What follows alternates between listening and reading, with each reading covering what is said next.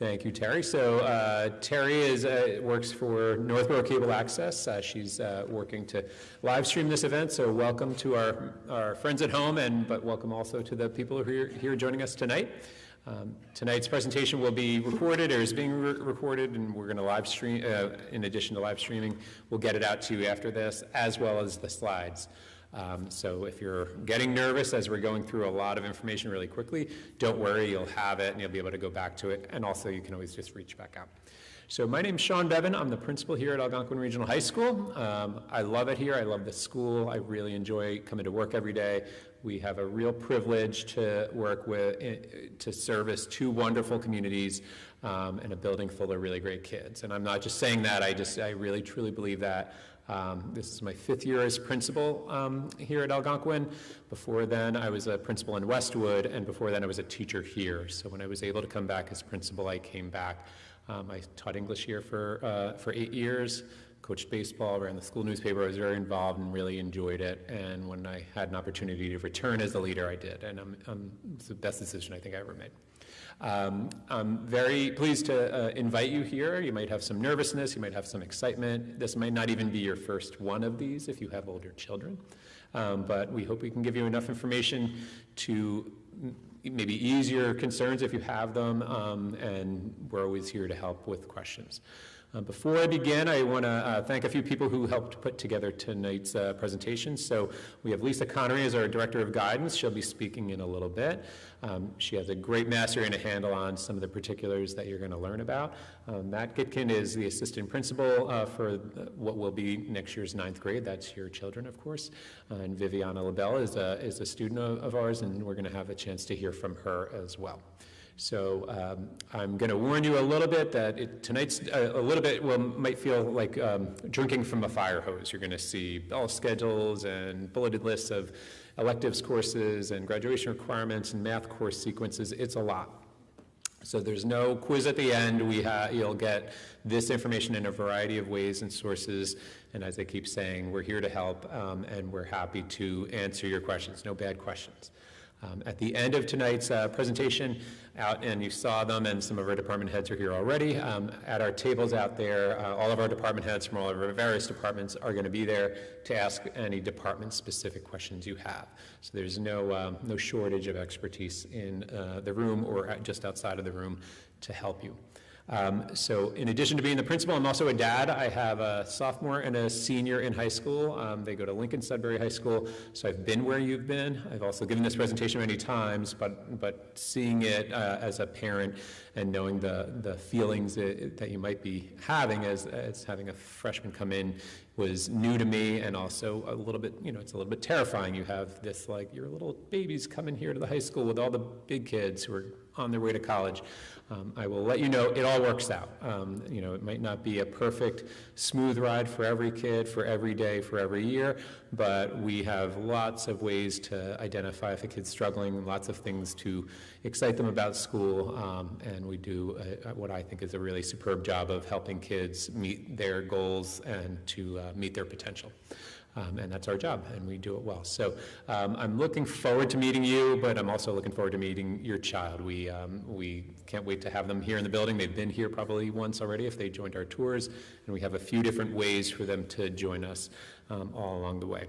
One of the things that I enjoy most about my job is when I see an alum come back, our college kids or kids who went into the world of work or into the military service, and if they pop in or I see them, the best thing I ever hear from them is, man, I wish I went to school here now. And sometimes it's just they've been gone for 3 months and something new has changed, but that always signals to me that we are continuously making growth and improvements when kids come back, and they're not kids anymore often. They let us know that, like, something's changed that I'm excited about. And so we're always looking to enhance and do something better, and my goal for your child is that they entered in. So I think famously, and you're probably aware, we have a new athletic facility that your child will be able to enjoy for 4 years, and some of our seniors started it here in a school that did not have that, and we've added one-to-one computing for the 9th and 10th grade, and your child will have that for all 4 years. So we're always looking to iterate and to get a little bit better, and our goal is that your child's experience will reflect that.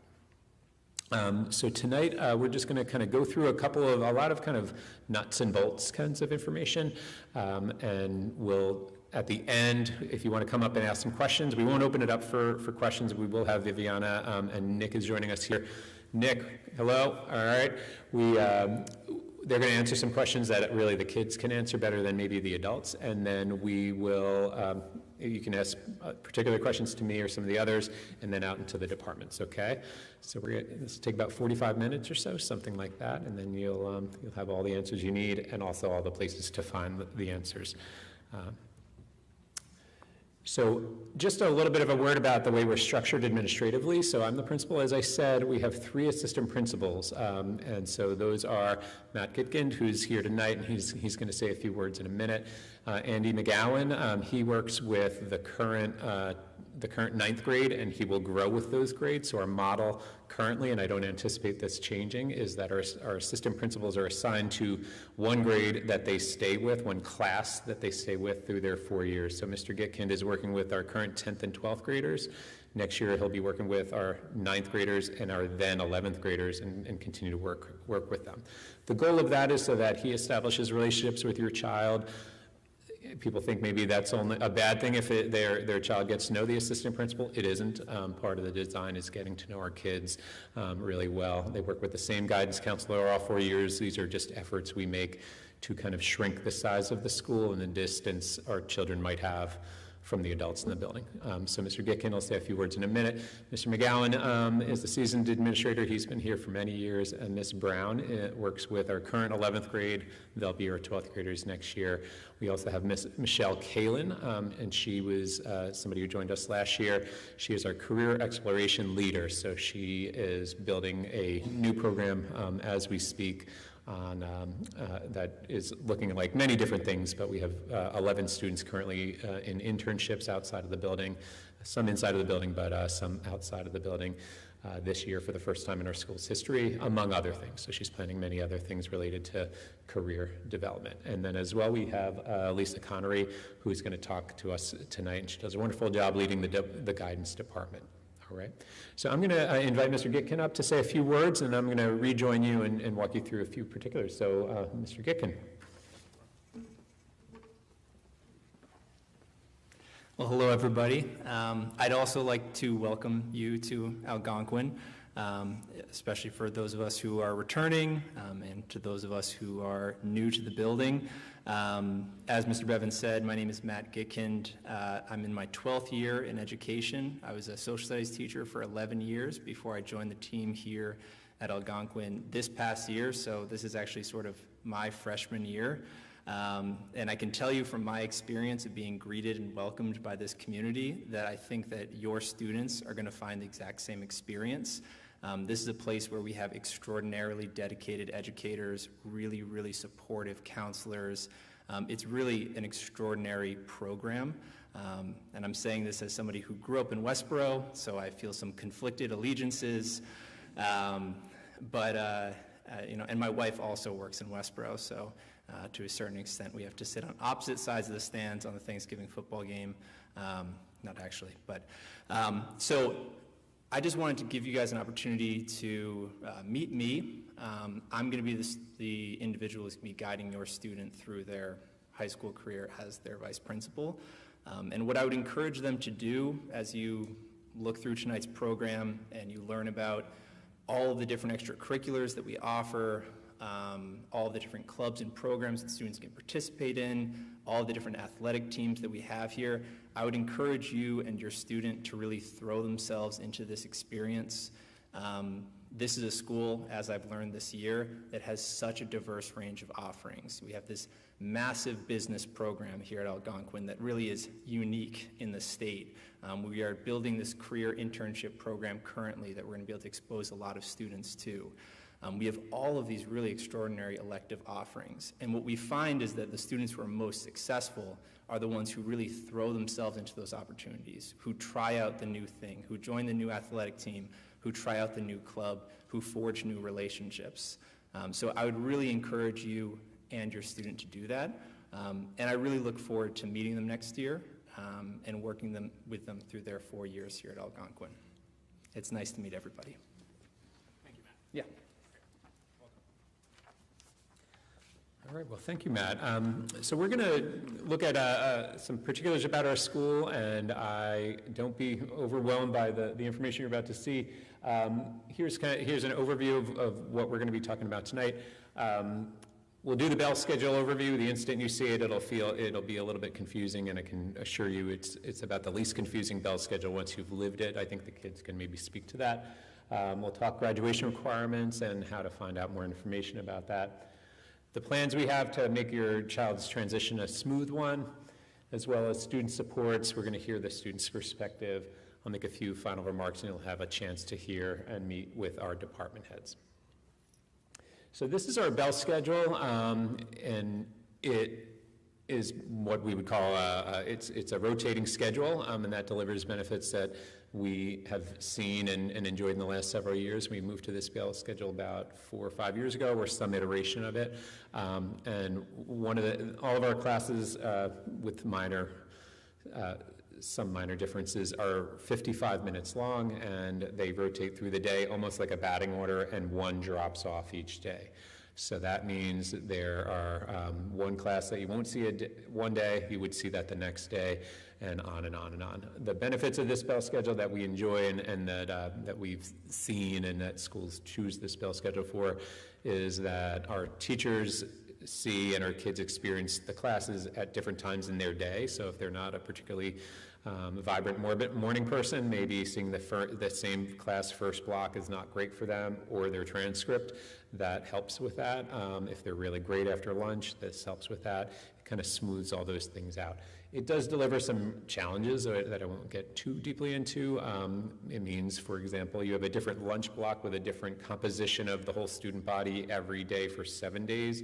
So for somebody for whom that might be a little bit of an anxious experience, those first couple weeks, we help students to kind of navigate lunch every day. So there's some, it's not a it's a really kind of dynamic schedule, and it works pretty well. The reason why it's not terribly complicated is it's kind of like a batting order. As long as you know who you're batting behind or batting in front of, you're always just kind of following that rotation. One thing, if you haven't picked up on it yet, it is independent of the Monday through Friday outlay of a week. So we publish basically a key or a calendar for how the days unfold for the whole year. And kids, many of them use an app to help stay on top of it. Once they do it, the first cycle of things, they start to get used to it. It works pretty well. All right. We're going to be hearing about graduation requirements from Lisa in a moment, but I do want to speak to something that, if you're paying attention to the news in the fall, there was a vote in the state to unlink, or the voters in the state chose to remove MCAS as what's called a competency determination here in the whole state. And so if you weren't really diving into the particulars on that, I can explain to you what that will mean for your child. I'm going to race ahead to the finish. It won't mean a major change. If anything, it will simply reduce the stress and anxiety that MCAS maybe if your child struggles with test stress or test anxiety, it should reduce that, because they could potentially do poorly on MCAS, and that will not get in the way of their graduating. What all schools are now faced with doing, which we've already done, and we're presenting it to school committee in 2 weeks, is to declare basically how we are determining that students are achieving the same level of competency here at Algonquin locally as was formerly tested on MCAS. So what we did was, what just about every school did, was we looked at the English MCAS, figured out what was tested, which we knew, we've been given that test for 25 years, and figured out what classes students would need to pass to represent the same level of competency. Did the same for math, did the same for science, and then we will publish that in 2 weeks. The reason why it's not terribly stressful is all the classes students need to pass for those, which I'll tell you in a moment, already were graduation requirements. So we chose subsets of the graduation requirements that students would have to pass to graduate anyway to meet this kind of newly bureaucratic need. So that's terribly boring, and I apologize, but it's a little bit like saying in order to graduate from the school, you need to touch all 4 bases on a baseball diamond, and also you need to touch first base, which you already touched once, if that makes sense. So we have a very comprehensive series of graduation requirements, and we chose a subset that meet the need that MCAS formally chose, or formally determined, all right? It will reduce a little bit of the stress, so if a student misses MCAS, we likely won't have them retest. I don't think we'll even have a process for that. And so that's, generally speaking, kind of good news for students who might be struggling with that, all right? So whatever level of stress they had in 8th grade where it didn't amount to a graduation requirement, this is kind of what it means for us here in the building now and all schools in the Commonwealth, all right? So I'm going to pass it off to Lisa Connery. She's going to walk you through many more of the particulars about our graduation requirements and our classes and our different departments. We're going to hear a little bit from the kids too. So Lisa, welcome. All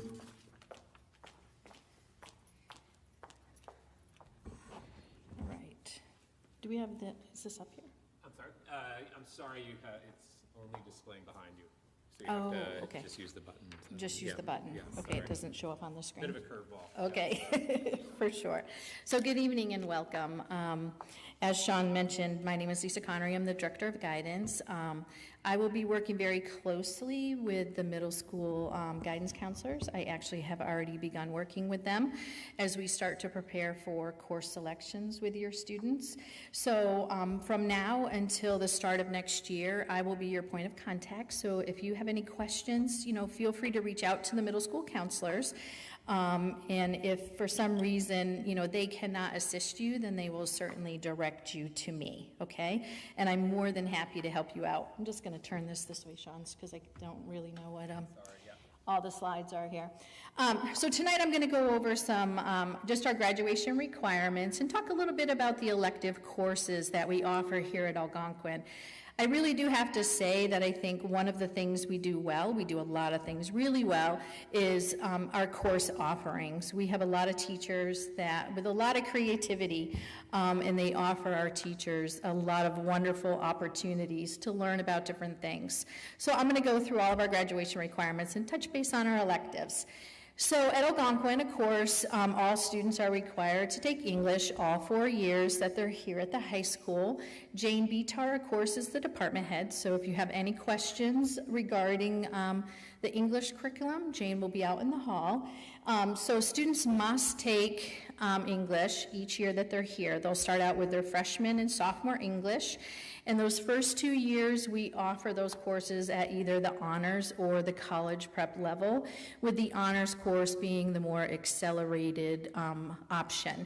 And then in junior and senior year, students have the opportunity to also enroll in AP English, if that is an area of interest for them.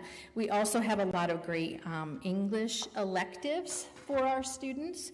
So we have some great literature courses, whether it's Silence Voices or Fairy Tales, environmental humanities. We're going to be offering maybe a sports literature course next year, which is great. We have some wonderful writing courses. We have a creative writing course, and a lot of our students who have taken creative writing also participate in one of our extracurricular offerings, SACHM. We have a journalism course, and many students take that and they end up deciding to write for the Harbinger. I think many of you were looking at one of our older editions of the Harbinger tonight. So students who are interested in participating in that could take the journalism class. We also have a writing studies course, and that directly prepares students to participate in being a peer tutor in Algonquin Writing Center. So if your student is a strong writer and they would like to be a peer tutor, then taking the Writing Center studies course is a great opportunity for them to be able to work in the Algonquin Writing Center. I'm just going to turn this on a little bit. It's just because I want to be able to see what we're popping up here. Okay, so next up is our social studies. We require 3 years of social studies, or as we call it, 15 credits. So a full year course is worth 5 credits, with semester courses being worth 2.5. So we require US 1, US 2, and World History. Our US 1 course that your student's going to be taking in their freshman year is an unleveled course. So everyone will be taking the same course freshman year. And then in sophomore year, students have the opportunity to enroll in an honors course. And if they're really passionate and they love history, they could choose to enroll in our AP US History course. Now, junior year students will take world history, and that will be at the honors or the college prep level. We also have an AP World History course that students could take if they're interested. All right, we have a lot of great electives in our social studies department, whether it's public speaking or women in U.S. history, race in America, Holocaust, criminal justice. We offer AP US History, AP Hug. So there's a wealth of opportunities for students to engage in our elective offerings. So while we only require 3 years for graduation, we do recommend, if your student is college bound, that they enroll in a 4th year of our social studies courses. And they could choose what that might be. You know, maybe they're interested in psychology or sociology, but we have a lot of great offerings for our students. All right, so for math, Beth Dorr is currently our department chair. So if you have any questions, I do think that this is the area where we get the most questions is math. We require 3 years for graduation. 4 years if you are college bound, all right? So the Massachusetts state colleges and universities like UMass Amherst, UMass Dartmouth require 4 years of math. So we tell all of our students, if they're college bound, they really should plan on having a 4th year of math. Now the progression depends on what your student might be doing this year for math. So if your student is currently taking 8th grade math, then they will likely come up to the high school and they will enroll in Algebra 1. And they'll go from Algebra 1, sophomore year they'll do geometry, junior year they'll do Algebra 2, and then they'll end up in pre-calculus in their senior year. We offer those courses at the college prep or the honors level. Students who are currently doing Algebra 1 as in 8th grade will come up and they'll start in Algebra 2, okay? So they'll do Algebra 2 and then they'll go to geometry, pre-calculus, and then end up in calculus. And again, we offer those at the honors or the college prep level, as well as calculus honors, and we offer AP Calculus, AB, and BC. So it really depends on where your student is, what your student is currently doing for math, as to what they will be recommended for coming into the high school. You know, we really encourage parents and students to have a conversation with their teacher regarding their math placement, because again, this is the one area where we see people have the most questions, and maybe, the levels are really a question for parents. So really take an opportunity to talk with your 8th grade math teacher regarding the recommendations they're making. Okay, so we require 3 years of science, biology, chemistry, and physics. Again, those are all offered at the honors or the college prep level. Elisa Drake is currently our department head. Typically, most students will do one science class each year, but of course sometimes we do have students who are very science oriented who may want to double up in their sophomore year taking chemistry and physics. That's a conversation that you would definitely have with your child's biology teacher as to whether or not they would recommend that, but that's always an option for a student who really loves science. We have a lot of different science electives. Of course, we offer all of the AP science courses for students, AP biology, chemistry, physics, as well as environmental science. We have some great science electives, whether it's biotechnology or organic chemistry, anatomy and physiology, or biotechnology, forensic science, intro to mechanical and electrical engineering. So there's a lot of opportunities for students to continue to explore their interests. And again, even though we only require 3 years of science to graduate, we do encourage students who are college bound to continue to enroll in the 4th year of those kind of core content courses to continue to hone their skills, prepare for college, and really put forward a rigorous schedule. But we'll continue to talk to you about that as your student progresses through high school. We'll just get through freshman year first, and then we can talk about some of the rest of it. Okay, so world language, we do not have a world language requirement. However, the Massachusetts State Colleges and Universities do require at least 2 years of world language. That's 2 years of the same language for enrollment purposes. So we currently offer Spanish, French, and Latin, and I know the middle schools are currently offering Spanish and French. And so students who have taken middle school language will come in doing, say, Spanish 2 or French 2. All right, students who are interested in Latin would have to start out with Latin 1. Again, we offer those at the honors and the college prep level. And I often will share with my students that if they're doing well in language, they really should continue through their junior year. And then they can talk about whether or not they'll continue language in their senior year. All right, so health and fitness, that is a state requirement. Everyone has to take a semester every year. So of course, our 9th, 11th, and 12th grade health and fitness courses are more fitness oriented, with our health and fitness 10 being more health oriented. So every student will take a semester every year of their PE. All right. Applied arts and technology. So as freshmen, your students will be required to take a computer class. They can choose to do the digital literacy or exploring computer science. So maybe for those students who are a little more STEM oriented and interested in learning about programming, they might want to do the exploring computer science course, where other students, might want to focus more on the digital literacy and its applications.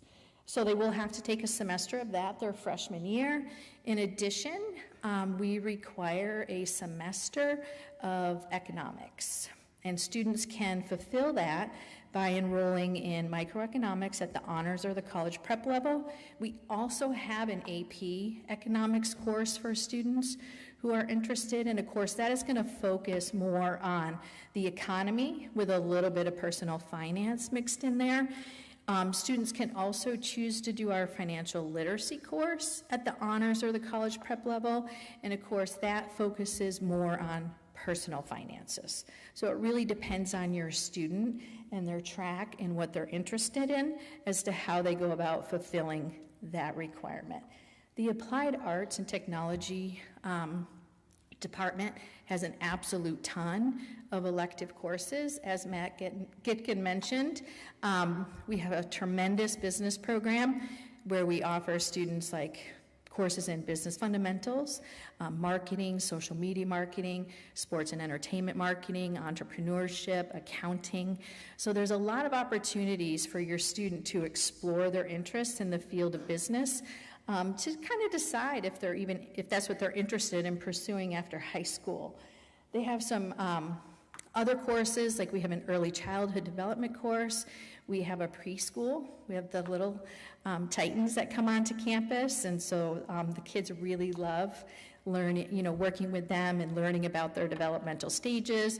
We have wood tech, engineering with metals, cooking classes. So there really are a lot of great opportunities for students.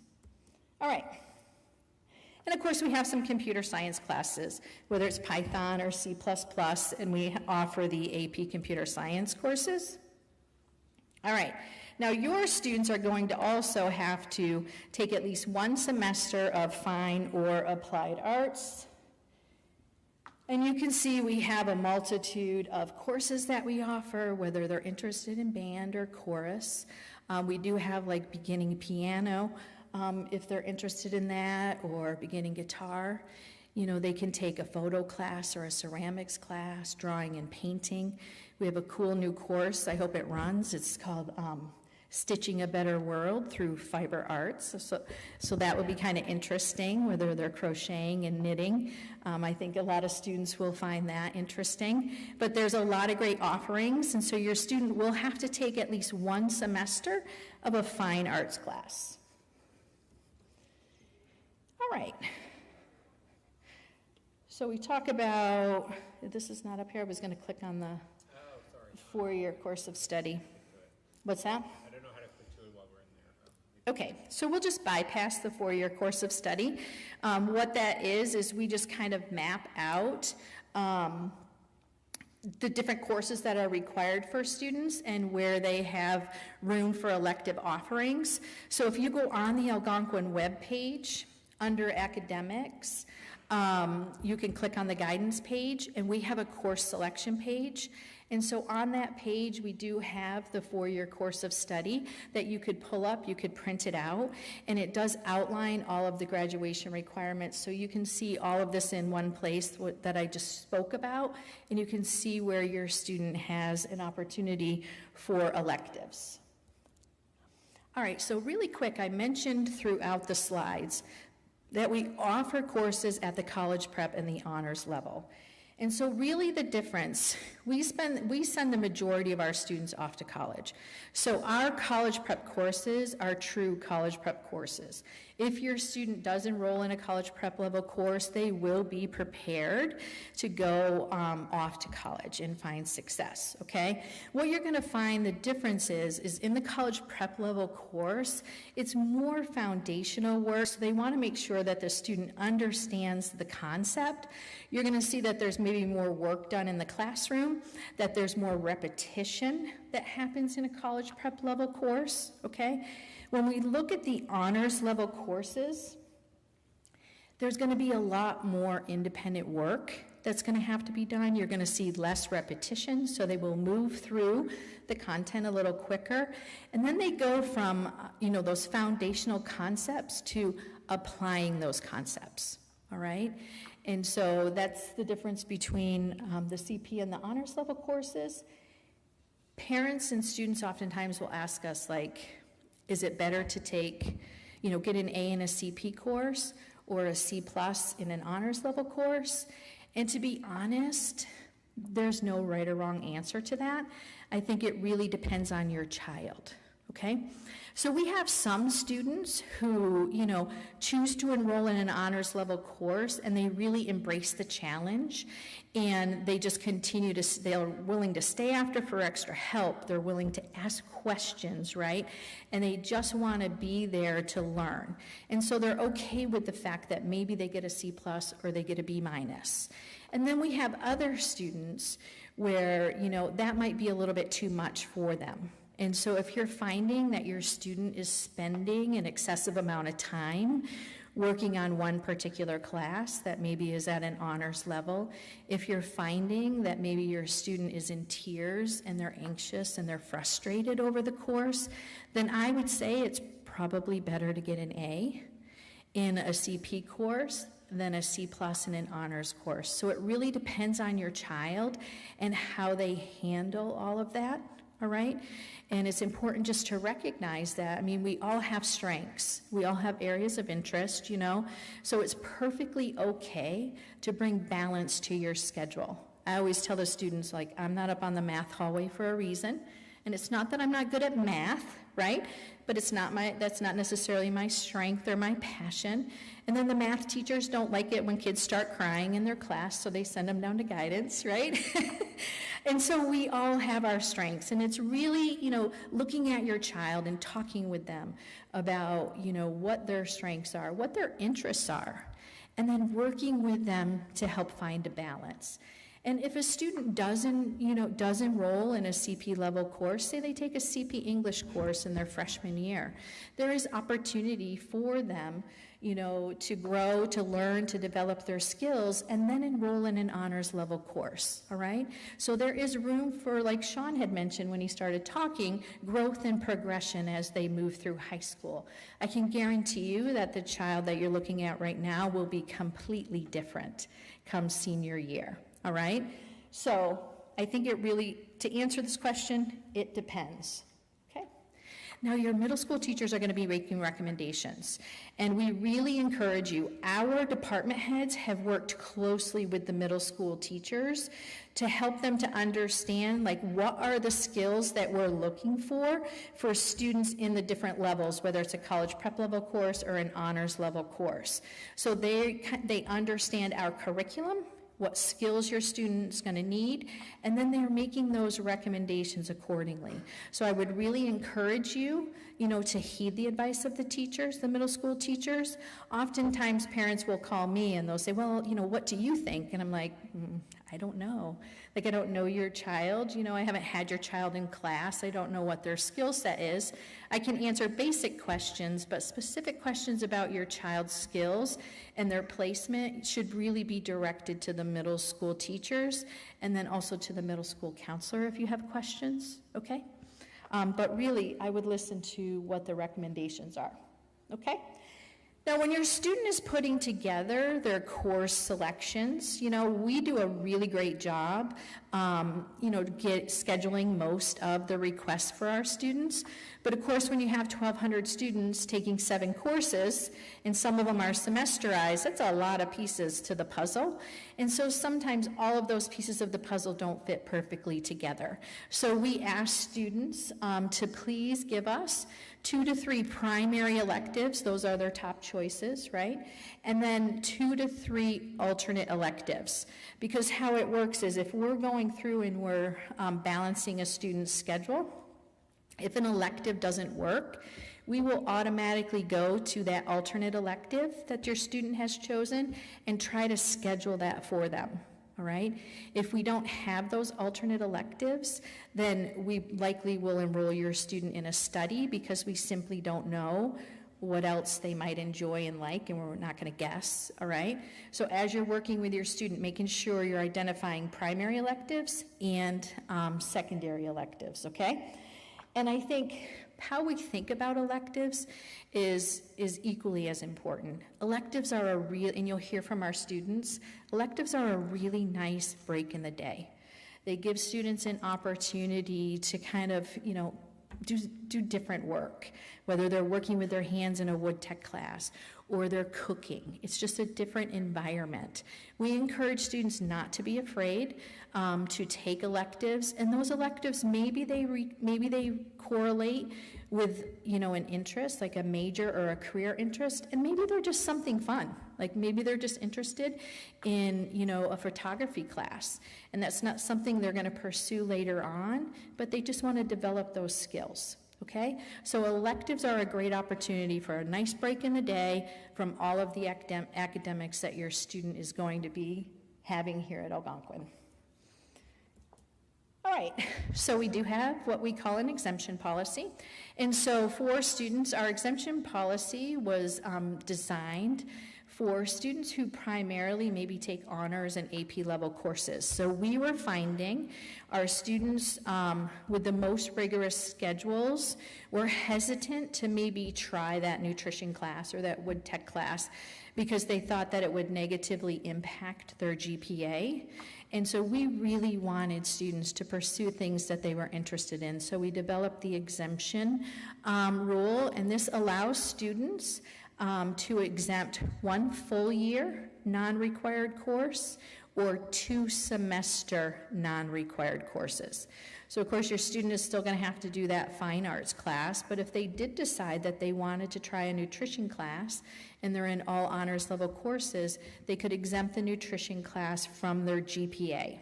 However, you exempt the class from your GPA, it still shows up on your transcript. Right? So students still have to put their best foot forward and maintain their grades in that class, right? So it will still show up on the transcript, and colleges will still see that you've taken it, but mathematically it won't impact their overall GPA, okay? Oops. All right, and since I can't click to our website, I already mentioned that we have a lot of great course selection resources on our website.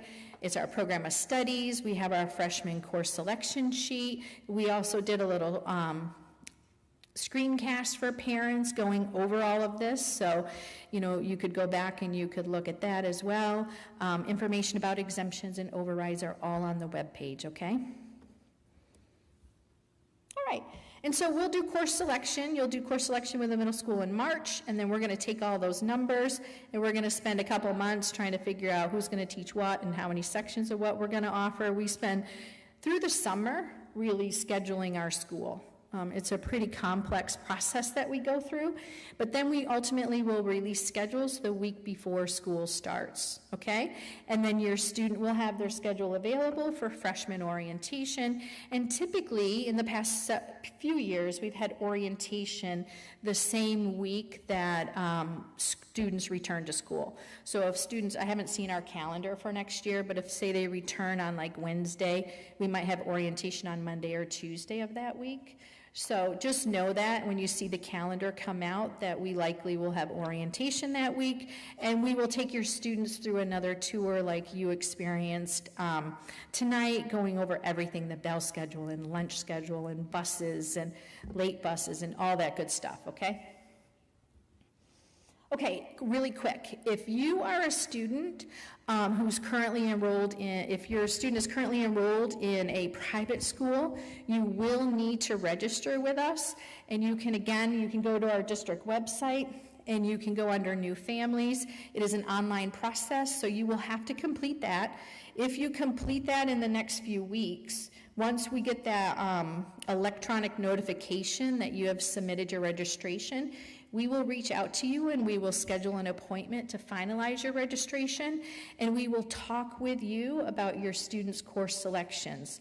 And if you are definitely coming to Algonquin, I would encourage you to do that now so that we can include you in our course selection process right from the get-go. If you are at Trotter and Milliken, no worries, you don't have to do a thing, okay? And I'll be at the table if you have questions about registration. Do you want to talk about positive transitions? Okay, thanks. So I apologize that the links we couldn't get them to work because of the way the technology is working tonight.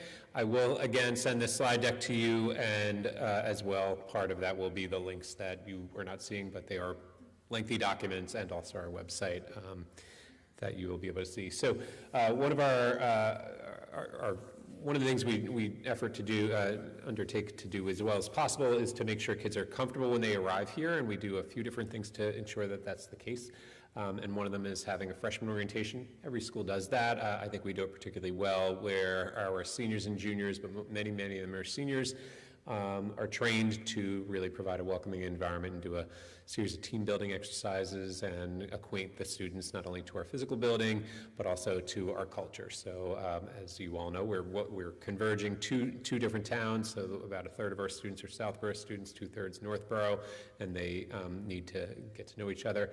It's a big school. It can feel like a big place. We have 1,200 students here at our school. The building is the literally biggest building in the entire town of Northborough.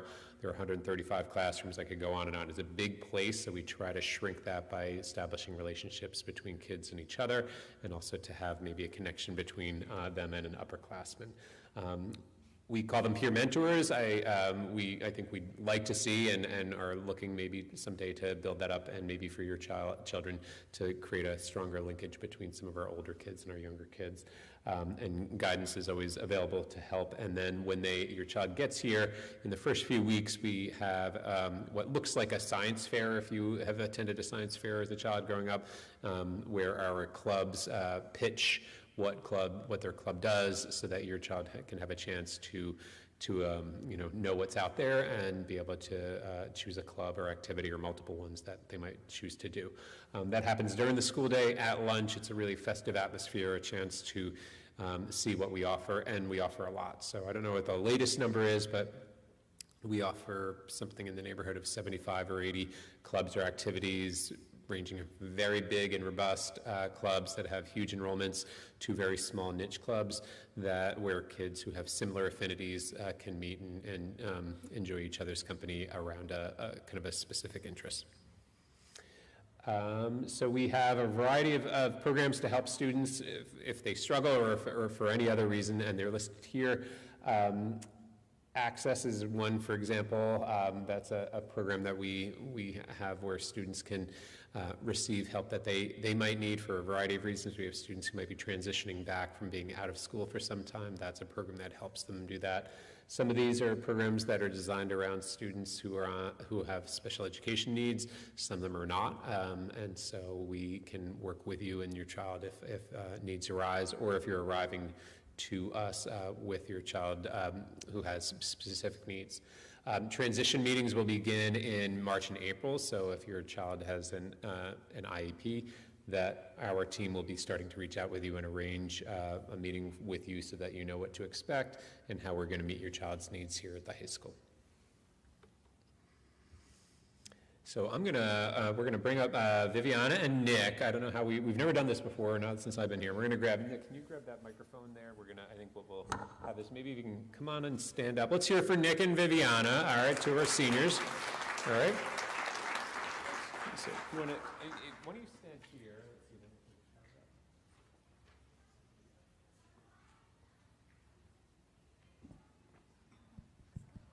them. Okay. So these guys are joining us tonight. They're going to answer some questions. We've given them some questions ahead of time, so, but I'm going to pick some kind of a little bit at random, but a little bit not. So I'm going to start with, when you were in 8th grade, and you were excited for high school, what advice would you give your 8th grade self if you were back in that same space? So I'll hand it off to anyone who want to go first? I'll go first, sure. I would say that when I was in 8th grade waiting to come to high school, I really wanted to get involved as soon as possible, do as many things as I could, but I would say just to give yourself a little grace, because the transition academically is enough and it's challenging, and just ease into it. It's okay to just do maybe one sport or one club at the beginning of your year, and you'll gradually become more involved and find the things that you enjoy and prioritize them. You want to add something? I would say the biggest thing that helped me was finding more people beyond just I'm from Southborough, so beyond just my Trotter people. I would say that there's a lot more people like from Milliken where it's 2/3 Northborough, so getting accustomed with everyone and getting a bigger community than what you just have from your middle school friend group is huge, because in all different varieties of activities that we have, you can be a welcoming group of everyone and be close with way more people at Algonquin. Can you guys, so I'll speak into this, yeah. As you go, you're certainly welcome to share a little bit about yourself, and I know you guys have each have kind of had a different experience here at the high school and do different things. What are, maybe each of you can share a success or a challenge or a challenge that you've had here at the high school in your 4 years? Like I was saying before, one of my biggest successes was finding a good amount of people and finding a community in itself. So I joined football. I've done football for 4 years. And during my 3-week preseason before our school year, I got to know all these new Northborough kids, all these new Southborough kids. So I actually came in day one and I knew the school already. I knew people. I had a spot at the lunch table.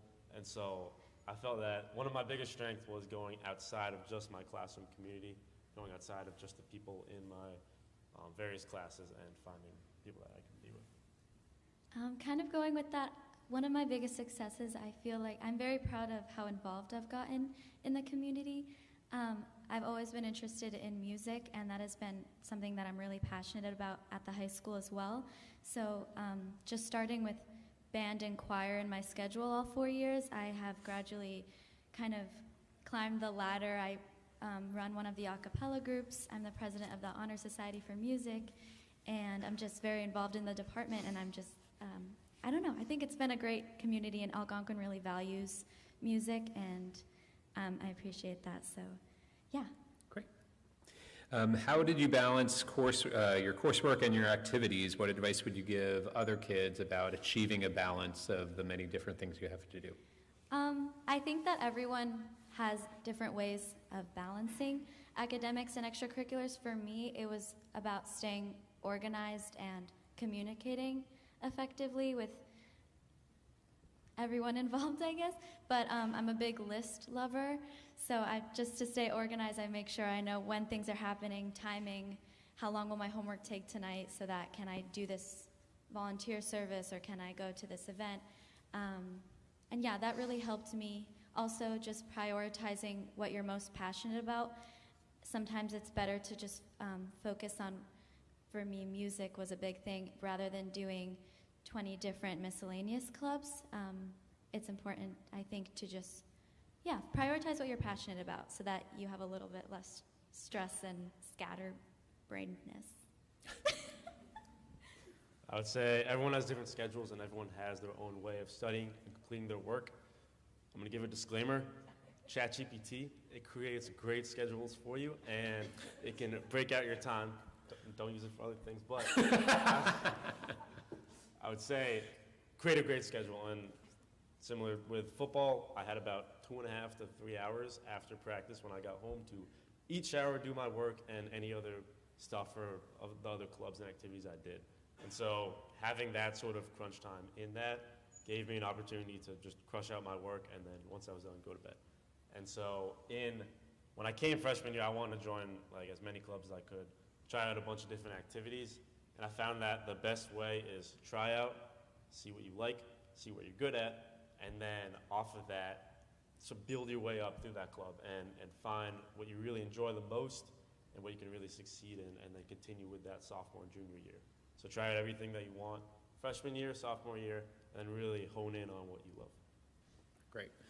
One of the things that I know, having been at other schools in our families who maybe didn't grow up in town, and as you're seeing it, our electives program is really exceptionally deep, and there's so many different things to offer, and most schools, even very, very large schools, don't quite have that kind of depth and breadth. Can you talk about maybe 1 or 2 electives courses that you took that you're excited about or you reflect positively on?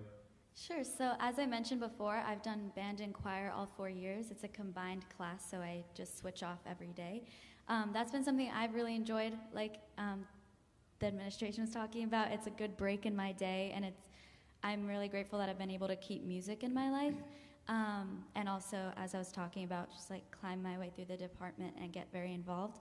Another elective that I took that I really enjoyed was the early childhood development class, working with the Tiny Titans, the preschool. Yeah, that was definitely a fun break in my day to just sit down and play in the sandbox with some 5-year-olds. Mm-hmm. Something I found so amazing was that I started out with a bunch of business electives and trying to pursue the path that my brother did in DECA, which is our biggest club, our business club. And so I did a bunch of business electives, and then I found great interest in engineering, so I switched over to that. And I have this great interest in sports, and so I was able to combine most of it in our sports marketing class or our mechanical engineering class. And so I found that with our huge variety of electives and our huge variety of courses you can take, there really is an opportunity to combine interest, to take whatever you like, and it's a big enough range that it covers everyone. Yeah, as I said, our electives programs are quite good, and they do reflect lots of different areas of strength. So if you have a student like Nick, you're saying something you were really interested in, that now you could take multiple courses. Same with you, Viviana. That does happen. It happens in every school, but I think we see it maybe more intensely here. Our school newspaper is one of the best in the entire country. It's certainly one of the best in New England. Those students are going to Columbia University in a few weeks on a trip to gain more understanding. DECA is a humongous club that routinely does quite well in all kinds of different areas. The Tiny Titans is a big area for us. So I would ask anybody who might have exposure to our school to, what's something you might want to be interested in and explore. And there are some of those who have kind of multiple classes that link together to achieve almost like, an experience that most other schools can't achieve. So maybe we'll just kind of finish. We have other questions, but I do want to be mindful of time.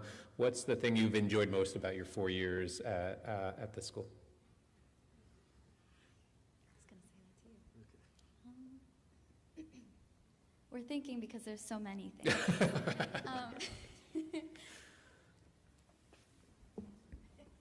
Well, freshman year, I loved the school store.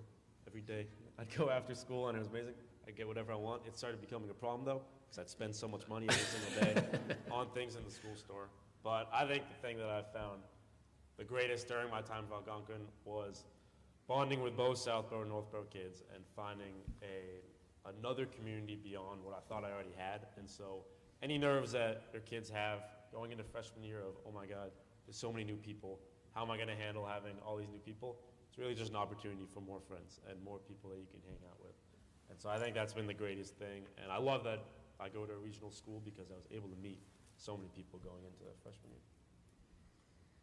Something I've really appreciated about Algonquin that I mentioned earlier is how they really value each subset. If you're interested in athletics, they put a lot of effort into making sure that you succeed in those. And then music, art, if you're interested in science. And there's also a lot of accommodations between coaches and advisors of the arts to make sure that you can do both if you're interested in that. And just any field that you want to hone into, like the sciences, our guidance department is really helpful in making sure that you can do everything that you want to do and fit it into your schedule, and the same with extracurriculars too. Well, great. So let's hear it for our speakers here. If you have any questions for them, if you guys can hang back for another 2 or 3 minutes as we're starting to wrap up, if somebody maybe has a specific question, which I don't know that you're going to compete with our academic folks out in the hallway here, but that would be great. But thank you guys, great job. So just in closing, I know that was a lot of information. I will send out this for you so you can study it closely at home if you so choose. You can watch it. You can absorb it in many different ways.